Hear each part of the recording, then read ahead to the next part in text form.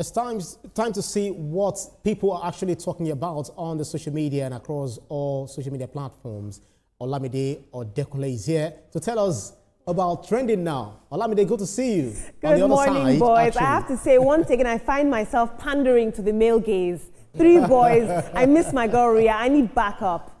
That's right. All right. Pretty soon, but shall we see what everyone's talking about?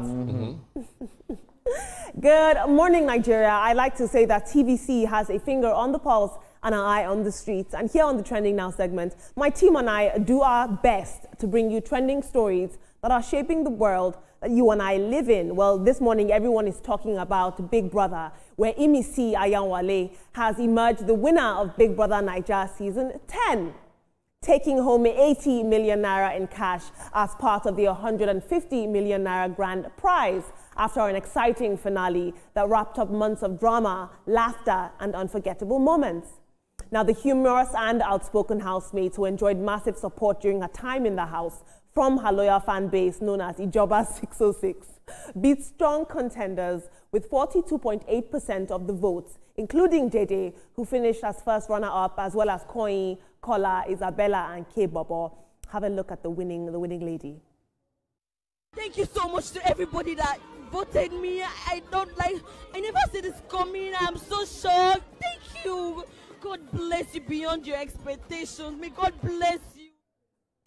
Now, Imisi is known for her witty remarks and her playful personality, and she became a fan favorite for her comic timing, her authenticity, and her ability to lighten tense moments in the house. Congratulations, young woman. I hope that you use the fame well. Let's take a look at social media. Olori says, congratulations, my queen. You deserve it. Tessie Lavelle says, you saw it coming, dear. We've been you. Congrats. Cut. Acting is over. Go and enjoy. Indeed, all the world's a stage. Ayomide says, that kind of amount deserves any stunts to win it. She really put her all in.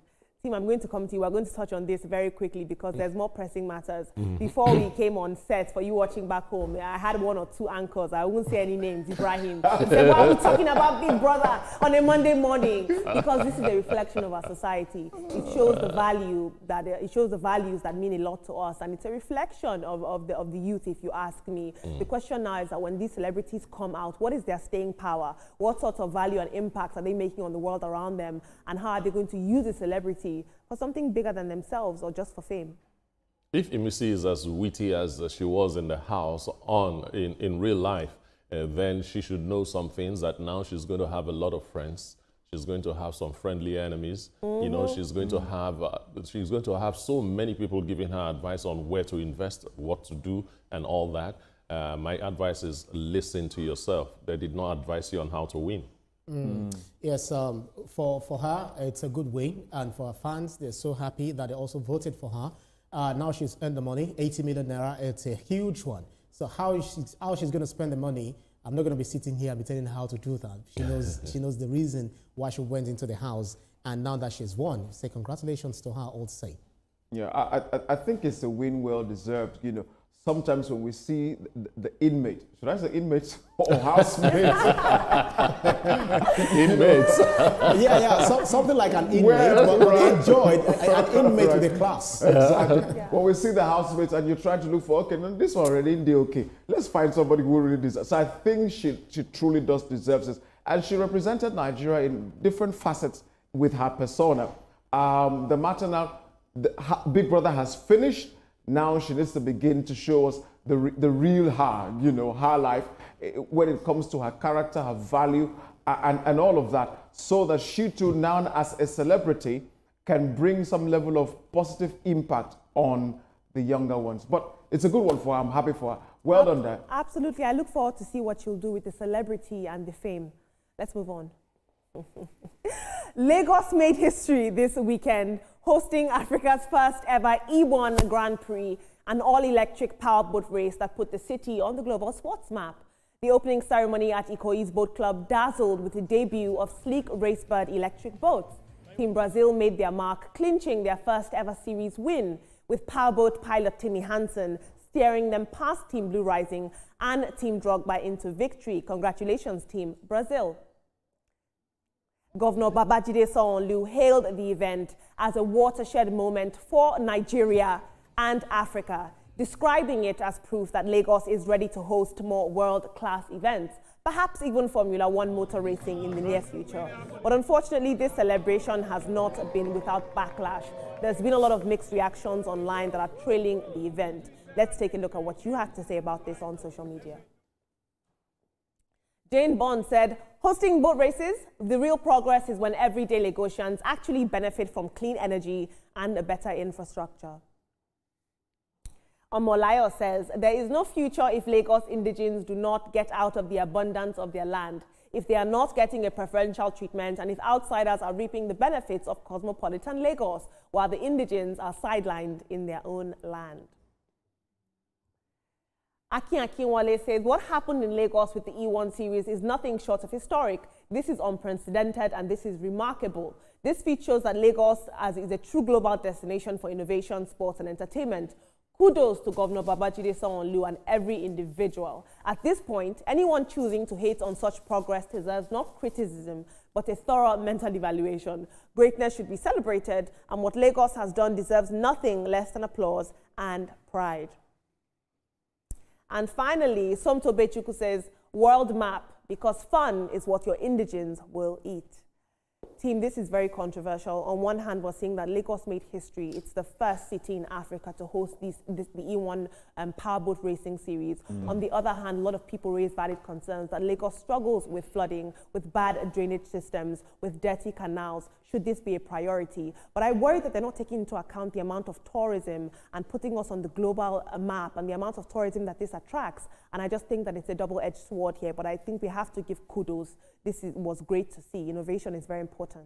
And apart from the tourism it attracts, it also brings attention of the government to cleaning the Lagos waterways so that the Lagos waterways will be safe, not only along the route for the Grand Prix, but every other waterway that we have in Lagos. It is a very beautiful thing that just happened. I would like to advise that the next edition should be tied to something, should be tied to an awareness program that needs information to get to the average Lagosian.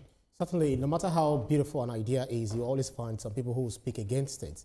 The Lagos State government, I would say, well thought out, because if you want to talk about sport, it's a multi-billion-dollar industry, which we also have to look at how we can tap in. Nigerians might not win, this time round, but they've learned their lessons. They'll be preparing, very, very strongly for the next competition. So much so that they will represent Nigeria out of the country and continue to place our name on the map. But one thing is the government should also listen to those who are not happy, who have diverse, especially controversial views about what had just been done about the Lagos Grand Prix.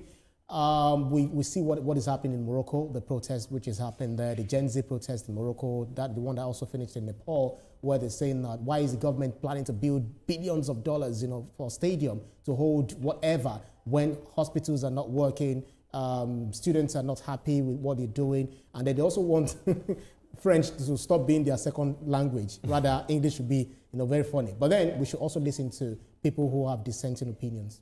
This is a fantastic sport to go by. A lot of things I want to say on this, Olamide. Number one, so if we're talking about, reaping from this, then we can put measures in place to see the dividends that will, because if we sustain this, a lot of money is going to come from this. We can put measures to now see how the government would use the dividends that come from this to now do other kind of infrastructure in the state. That's one part. Number two, two tweets are talking about eating the good of land. The water is there. Anybody can go and fish. I'm not sure the government has a law to say nobody can go and swim. So the land, in quote now, is there. Go take your boat or speed or whatever you want to do and go fish and eat. Actually, I'm eating seafood plenty every other day. It's from the same water. So this matter or this idea of saying that you're not eating the land, which other land do you want? How good do you want to eat?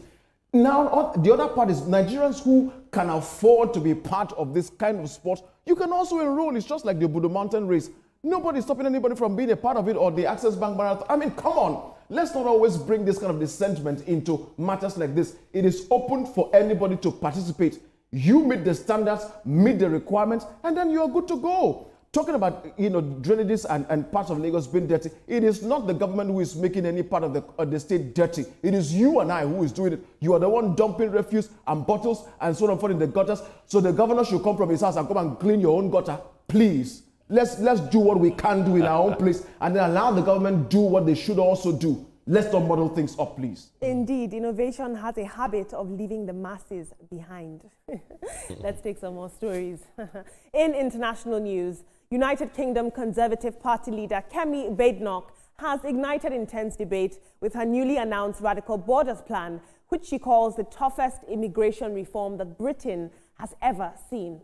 Now, in a video posted on X, Badenoch revealed plans to deport 150,000 illegal immigrants every year, backed by a new enforcement body, the Removals Force, that will be modeled after the U.S. Immigration and Customs Enforcement, ICE. Now, her proposal outlines sweeping changes. She plans on banning asylum claims from illegal entrants, repealing the Human Rights Act, and even withdrawing the UK from the European Convention on Human Rights. These are moves that would mark a dramatic shift in Britain's immigration and legal framework. Kemi Badenoch said that illegal arrivals under her watch will be deported within a week. There are visa sanctions imposed on them and billions saved by what she calls the asylum hotel racket. But her announcement has, of course, drawn sharp criticism at home and abroad, with human rights groups and opposition figures weighing in. They are saying that Kemi is doing this to appease her white masters. What do we know? Let's take a look at social media. Akiwumi says, Auntie Kemi, this sounds so good on paper, but I doubt if you and your team really checked the pros and cons of this, your decision. Increased parliamentary sovereignty is a pro. Streamline deportation, which is why you are going for this. But cons are that there's a breach of Good Friday Agreement, there's weakened human rights protections, and there's a loss of international scrutiny and reputation, which places the UK alongside Belarus and Russia in terms of ECHR adherence. Let's take another tweet. Mark Vipon says, slogans are not solutions. Unlike Farage, Kemi's approach is intelligent, measured, and pragmatic. And unlike reform, the Conservatives have a plan, not just empty rhetoric and cheap populism. Well done, Kemi. This is the grown-up politics our country desperately needs. Team, once again, we have to talk about Auntie Kemi, because whether we like it or not, she's still a child of this land. I don't know that Kemi would even be in the United Kingdom in the first place to impose these tough and strict immigration laws if her parents were not granted, immigration status in the first place, migrant status. Well, that was a low blow, if I could say so. But Kemi is doing her job. And this particular one, I don't know how it's going to pan out because it's too hardline even for Kemi. Immigration laws, personally, I believe, are things that should be applied bit by bit until you get to a point where everybody understands. Where she's talking about setting up an organization that is akin to ICE that is in the United States, you need to hear stories that emanated from that in the United States, and you want to bring that to England, yeah, there's going to be a lot of hullabaloo that will come out of this. I don't think this is going to be very popular with the people in the United Kingdom or the people in Africa and the rest of the world. Well, love her or hate her, Kemi Badenoch, she will always remain a hardliner that she has positioned herself to be. People are saying that she wants to appeal to the white supremacists in the UK. Yes, maybe in Europe as a whole, trying to mirror what Trump is fantastically, quote unquote, doing in the US, kicking everyone out. One thing Kemi Badenoch doesn't understand is the fact that most of the people you're thinking I want to kick out, because Trump is also kicking out people who are genuinely staying in the US, just kicking them out because of why? They are not, Americans, even when those who call themselves Americans are not even originally Americans, they're Aborigines. We know the story, we know how they got there. Even Trump's grandfather, great-grandfather, we're not there. We're not from the US. So Kemi is also saying the same thing. It's fine. It's good that we are getting to know what you want to do when you get into power. It now remains to be seen how you're going to get there, because the population of non-UK citizens in the UK, sorry, what am I even saying? The population of immigrants in the UK, they are almost more than the original Aborigines in the UK. So let's see if you send out half of the population, we'll see who will take care of your hospitals, your schools, and pick up some of these jobs. And Ibrahim, you mentioned about getting to power. Will she get to power at the end of the day? I don't know why Kemi Badenoch is really bent on this high immigration matter, but that's your business, so madam. Illegal movement, as the term implies, is illegal. There's no brouhaha about it. If you go into a country illegally, then you deserve to be sent back home. Now trying to make it look like a very gang thing, I don't understand any longer, except you have a sinister, motive around this matter. It's just, if illegal is illegal. There's no two ways about it. So now trying to build a structure around what is already the norm. Madam, let's really see what your hand is showing. Absolutely. Now, team, as a journalist, it's my job to play devil's advocate. Would we receive this differently were it coming from a white man who lived in, who was a British citizen, who was traditionally and, biologically white? What do I know? Food for thought. Moving on, in the world of entertainment, Nollywood actress Laide Bakare has issued a public apology after sparking outrage online for saying that she introduced her 17-year-old daughter to clubbing and alcohol. Have a look at this. The club being happened, yes, the club happened, and that was after party of our own birthday, and but no alcohol was involved. I didn't take alcohol, I didn't introduce her to alcohol. I didn't know I said it, but video was sent to me where I said it, but it was a slip of tongue. I didn't mean to say that. Such never. I'm using video to say sorry, Simi, sorry to parents that feels like being wrong with that step. Now, in the original video that sparked the backlash, Laide claimed that she took her daughter to a nightclub for the first time and gave her a taste of alcohol. But following heavy backlash from fans and parenting advocates, the actress has since backtracked, saying that it was a slip of the tongue, as you just heard. She also insists that she never gave her daughter alcohol and only took her out to the club for fun. But the question now is, where do we draw the line between exposing children to real-world experiences and protecting them from adult spaces? Is it guidance or is it just poor judgment? Let's take a look at what you had to say. Ogunja Mio says, we are talking of underage here. It's a serious offense in a working country. She should be having her days in court answering charges. The club will even have questions to answer. And Pigeon Pundit says, we are getting too woke in this country, Sha. Because who grew up traditionally don't taste Guinness and equal gin. She doesn't need this many explanations. Team, as usual, like I always say, this is very interesting because all the stories we take here are very interesting. And I'm not one to judge. I grew up, during Christmas drinking schnapps with my grandfather. So what do I know? That was your grandfather at home, not in a nightclub. Right. All right. Laide Bakare, I think you knew when you said those things, you wanted to go viral, and you achieved that, and you believe that as an apology will set things right. But look at what is done to your image, as a parent, as a public figure, a celebrity, or so on. You want to tell me that it was alcohol talking, not you? It's surprising when you sit back at home and then you're watching these people on TV, trying to play very good character or whatever character they choose in any home videos. I say that home videos that we have today, they do not even portray what we are as a people, as a society. But it's good. From the abundance of the heart, the mouth speaketh, and that's what she's done. Well, for me, this apology is not really apologizing. It's just, antics for it. Again, living on social media. This is why I have some problem with this matter. You came on social media to advertise that, now you're coming back to say this. Well, it's fine for you, but for a 17-year-old, I don't tell 12 when I just, but it's okay. It's good to see that at least she backtracked in good conscience. I've got to move on.